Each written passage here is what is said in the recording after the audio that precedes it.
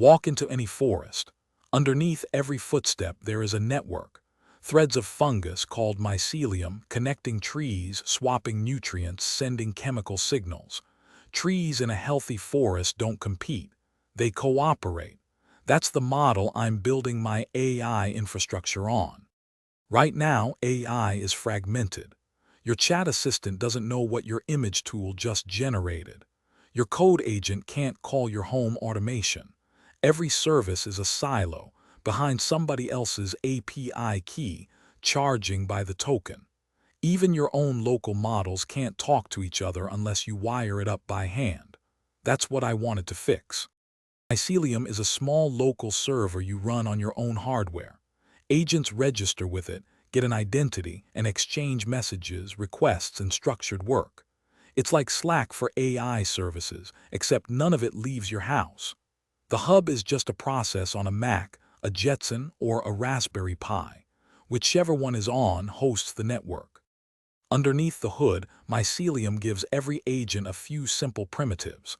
Channels for broadcast, messages for direct one-to-one, requests for asking another agent to do something, drone jobs for handing off heavy work like image generation to a beefier machine, and shared memory so agents can leave each other notes that survive a reboot.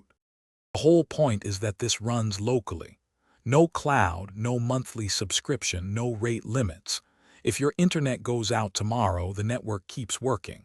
If a vendor sunsets their API tomorrow, you didn't depend on it in the first place. The intelligence is yours. The hardware is yours. The data never left your house. The network has 3 nodes right now.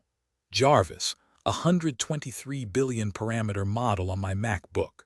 A Jetson Orin Nano in my living room, running a survival AI built on smaller weights. And a Raspberry Pi in my truck with its own low-Ra radio for talking when there is no Wi-Fi. 3 different machines, 3 different roles, 1 shared protocol.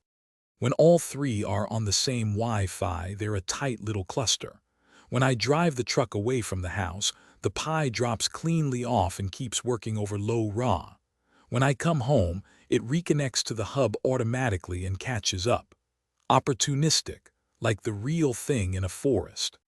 In the next video, I'm going to show you what this actually looks like in practice. I'll ask my MacBook to send a low-Ra packet to my truck and trace it through the network in real time.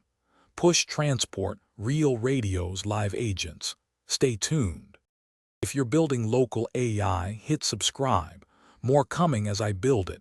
Catch you in the next session.